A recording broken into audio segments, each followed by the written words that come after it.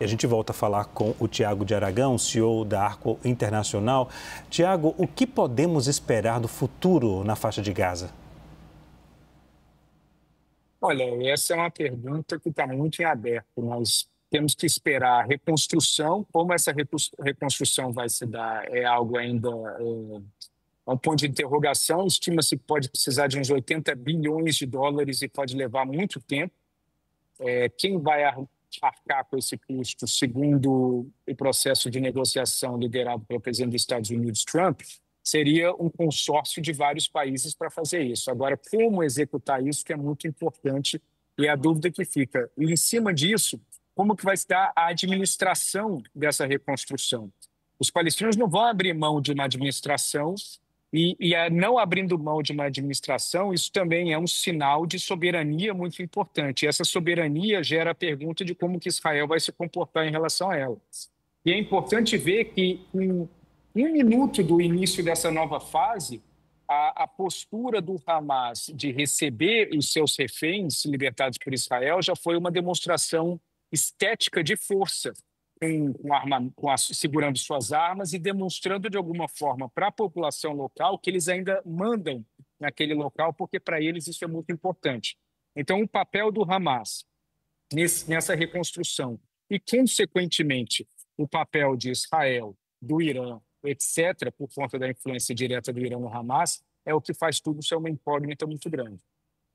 Agora, Tiago, uma comparação. Após a Segunda Guerra, os Estados Unidos lançaram o Plano Marshall, né, que foi um programa de ajuda econômica para a reconstrução da Europa. É necessário algo semelhante agora, nesse caminho? É possível, Tiago?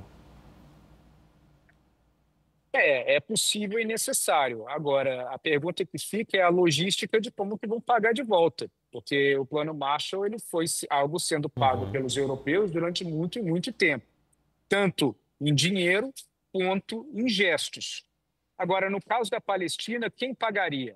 Seria Israel que pagaria ou a Palestina sem ser um Estado independente autônomo, ou seja, sem a capacidade de geração de recursos, como que eles pagariam esse processo? Então, a ideia faz sentido. A execução da ideia precisa ser acordada entre determinados atores, principalmente com Israel. Agora, Tiago, o plano, por sinal, apresentado pelos Estados Unidos, né, foi criticado pela China e também pela Rússia. Por sinal, chamaram o plano de vazio, né? Esse plano carece de ações mais concretas, na sua visão? Olha, só o futuro vai dizer, mas esse plano ele marca o início de um processo e não um fim. Ele terminou uma etapa, que foi a etapa da guerra, como nós vimos, mas ele inicia um novo processo político que é muito delicado, principalmente dentro da fábrica, do tecido geopolítico que acontece no Oriente Médio. Então, a China, que tem uma relação especial, sólida, assim como a Rússia com o Irã, eles também se preocupam do ponto de vista do posicionamento do Irã dentro desse acordo, porque o Irã é um dos países mais importantes dentro do contexto de comportamento do Hamas, do Hezbollah, dos Houthis, ou seja, daquilo que faz mal a determinados personagens no Oriente Médio, o Irã é um personagem altamente importante e ele precisa, de alguma forma, fazer parte disso para que a estabilidade seja garantida. Sem o Irã, ficamos no escuro e ficamos à mercê da própria vontade de Teherã de eventualmente retaliar ou não. Você vê, Tiago, um caminho de diálogo com o Irã para poder conseguir fazer com que aquela região fique calma por mais tempo, continue a paz lá, a paz seja permanente? Você vê uma linha dessa possível, uma conversa dos Estados Unidos com o Irã? Bom, olha que interessante, cada assunto ele acaba puxando o outro, porque nessa região do mundo é um emaranhado de fios. Não, Uhum. essa conversa ela não poderia partir nem dos Estados Unidos, nem de Israel, nem de Arábia Saudita, nem do Egito, por exemplo. Então, isso sobra dentro daqueles que têm influência com o Irã, a China e a Rússia.